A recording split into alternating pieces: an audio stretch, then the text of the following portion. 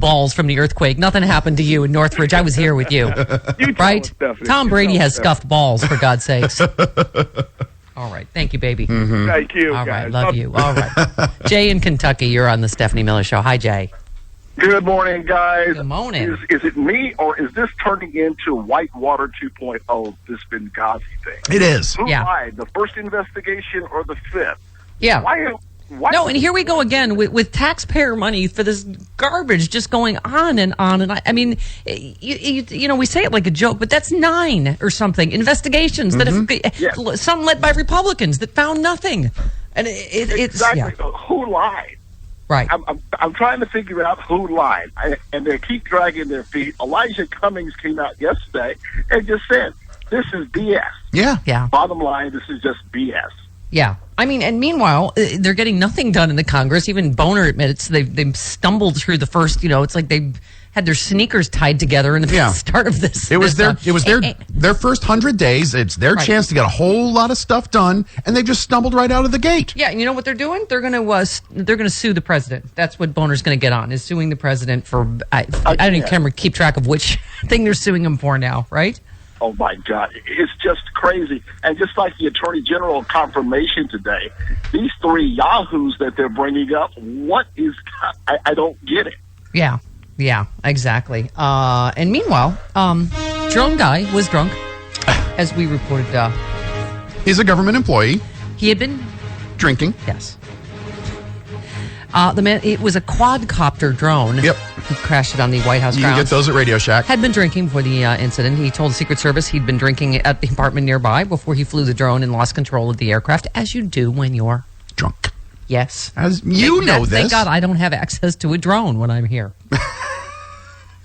He spoke about the incident. The president spoke about the incident, saying it signals a broader problem. You think that a drunk guy can crash a drone into the White House? That perhaps is another little Secret Service issue. What do you think? God knows what you send into the woods when you're drunk. Right?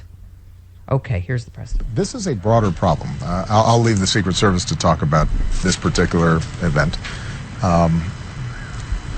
But I've actually asked the FAA and a number of agencies to examine how are we managing this new technology, because the drone that landed in the White House you buy in Radio Shack. Yep. Yeah, and because I had been curious, I don't think I've been in a Radio Shack in years. What can you buy at a Radio Shack? I didn't know you could buy a drone. Phones, these headphone adapters that we use. Oh, we know those little things, yes. Right? When we break nice gifts that Tashina Arnold has given us, we sometimes have to go quickly to Radio Shack before she's rebooked. So we don't look like the spazzy doofuses that we are. Well, the spazzy, ungrateful doofuses. Sorry, Dr. Dre. Anyway. Yeah. What else can you buy? A drone. You can buy like really crappily made our radio-controlled cars. Oh, okay. Maybe they still sell disco people lights. Still do those things with okay. Maybe they still sell disco lights. Oh, good to know. I'll get some of those for happy hour. You know what? Honestly, it's been a while since I've been in one too. The last time I had to buy some headphone adapters. Wow. Hey, looky here. The Mormon Church has come out in favor of LGBT rights.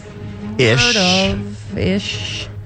I've still got a bad taste in my mouth about the whole Prop 8 thing. Yeah, I don't trust the Mormon Church as any farther than I can throw them. Yeah, they, as we know, sank a lot of Mormon money into our business. Yep. They stuck their nose in our business out here in California. Now, guess what we have? Marriage equality here and in Utah. Because they poked the hornet's nest. And that's what got it all started. Guess we're going to have it in June, probably. Everywhere. Don't count your chickens before they're hatched. Ted Olson says, probably. Yeah, well, yeah, he put a qualifier on it. Is it me? I'm the only one that finds this so condescending when certain religious organizations try to sound, tolerant. It's like, I don't need to be tolerated. No. Mormon Church especially leaders, by the likes of you. Right. Making a national appeal for a balanced approach in the clash between gay rights and religious freedom. Yeah, everywhere I've seen somebody talk about religious freedom, what it comes down to, it is your right to discriminate against something that makes you feel oogie. Yep. The church is promising to support some housing and job protections for gays and oh, that's nice. Oh, we you're can have so- jobs and houses. That's really nice of you. You're so semi-tolerant. In exchange for we have to exchange something for that. The right to work and live where we want. Okay. In exchange for legal protections for believers who object to the behavior of others. Once again, my argument would be with calling it behavior. Yeah. It's not clear how much ground the Mormons will find with this new, how much common ground Mormons will find with this new campaign. The church insists it's making no changes in doctrine and still believes it's against the law of God to have sex outside marriage between a man and a woman. Well, that's... So if you're celibate or you marry someone of the opposite sex, you're fine. So if you live a lie or you just don't have sex at all, but then they're good with you. But that's within the church. Because they're being tolerant. Yeah. That's within the church, though. Once they start getting into government policy, that's where I have a problem. They can stay in their own church and have their own wacky rules to themselves, as long as you don't put it into government policy. Church leaders held a rare press conference and said we all must learn to live with others who do not share the same beliefs or values. See, that would imply that gay people don't have values because they're not your values. Okay. Church leaders condemn discrimination against gays in stark terms, speaking of centuries of persecution and even violence against homosexuals. Good. Oh, Thanks for that. Inclusive. Okay. Thanks for thinking that beating up a gay is bad. Yeah, thanks for that. Ultimately, most of society recognized such treatment was simply wrong and that such basic human rights as securing a job or a place to live should not depend on a person's sexual orientation. Good so far. Mormon leaders still want to be able to hire and fire workers based not only on religious beliefs but also on behavior standards known as honor codes. Once again, you see what it would imply that gays have no honor. Okay, gays and lesbians would have to agree to remain celibate or marry someone of the opposite sex. Oh, well, that seems like a good compromise. Thanks. Well, are they talking about church policy or are they talking about government policy? The church also wants legal protections for religious objectors who work in government and healthcare, such as a physician who refuses to perform artificial insemination for a lesbian couple. They're talking about government policy with this, yeah. Yeah. Okay, I have a big problem with it then. Yes. After coming under intense criticism for leading the fight against California's Prop 8, as I mentioned, church leaders have been trying to heal tensions by telling Mormons to be more loving and respectful toward gays while appealing to gay and lesbian Mormons to stay in the church. Really? To stay in the church where you have to either be celibate or marry someone of the opposite sex. That's compromise? Well, yeah. Gays don't have to be a member of that church. I don't know why you would be. Exactly. Unless you have a very low libido and self-esteem. I'm just saying. I'm not saying, I'm just saying. Because, well, I mean, you have to have a low libido because if you're not allowed to have sex with another person, God kills a kitten every time you masturbate. That's right. That's right. Thank you for bringing that up, Chris. Okay. Hey, here's good news for you. Bacon prices are falling. I know. Herds are bouncing back from a diarrhea-inducing virus. I didn't eat bacon before this. Now I'm really not. Have I eaten bacon from a diarrhea pig? I hope not. I don't know. You're too busy dealing with your measles that are rapidly incubating in you after your trip to Disneyland this weekend. I went to Disneyland. So I wouldn't worry about the bacon-induced diarrhea. The measles will get you first. Only the pigs had diarrhea. The people didn't have the diarrhea. The people didn't have the diarrhea. The people were pooping. The pig put the Beatles in the people. The pig is Bill Cosby. All right. The pig is pooping in the people. All right. Good God. What? You're scaring Sean. Well, he's going to explode like the latest Spinal Tap drummer. He's giggling over there like a schoolgirl. The pig. I'm watching him. All right. Everyone can do it. Call in with your Bill Cosby. All right. 44 minutes after the hour. Right back on the Stephanie Miller Show. Call the political party line now. 1-800-STEP-12.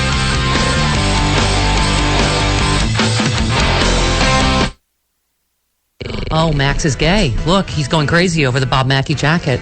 Why? It's fashion plate Jody Hamilton modeling one of her mom, Carol Burnett's Bob Mackie jackets. That is awesome. That is beautiful. Wait, the back. Uh-oh. Oh, wow.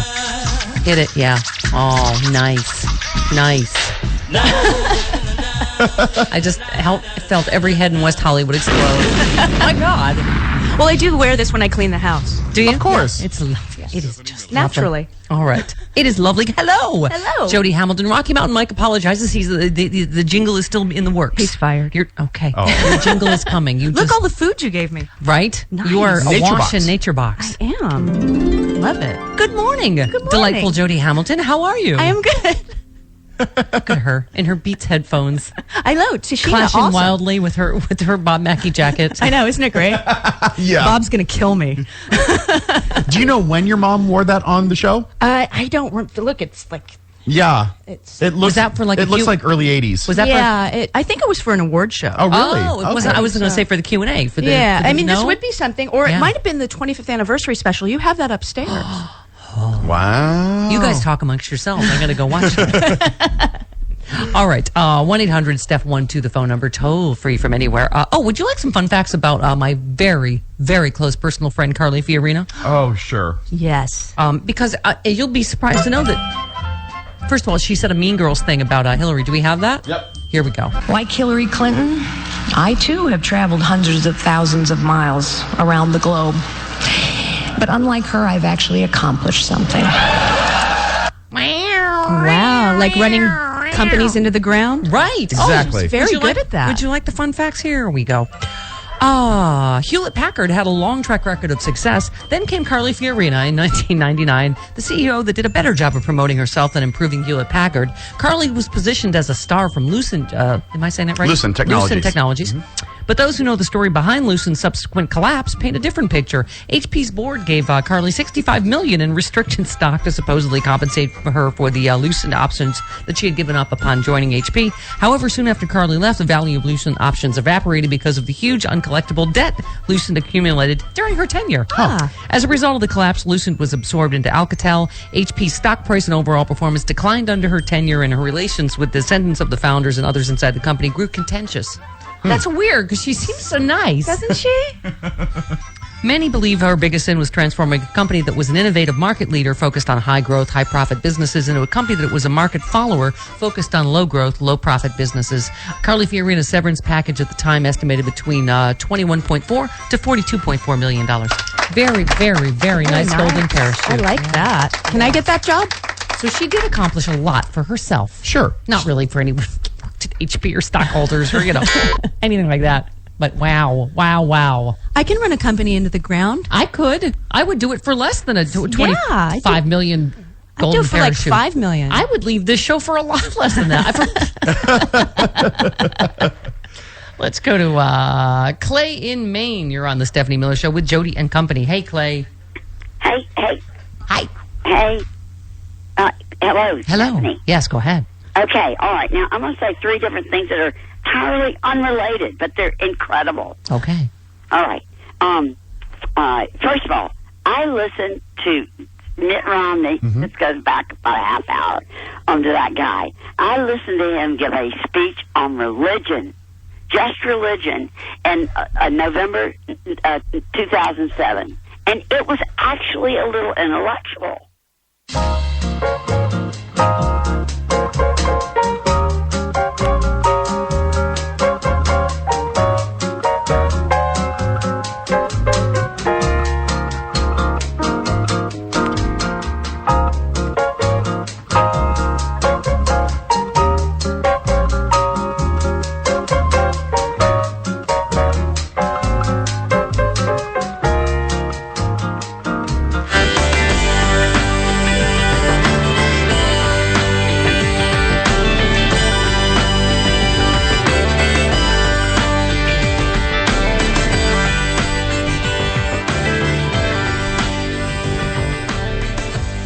It is the Stephanie Miller Show. Dean Obadawa, comedian extraordinaire, coming up top of the hour. Carlos Alzraki live in studio.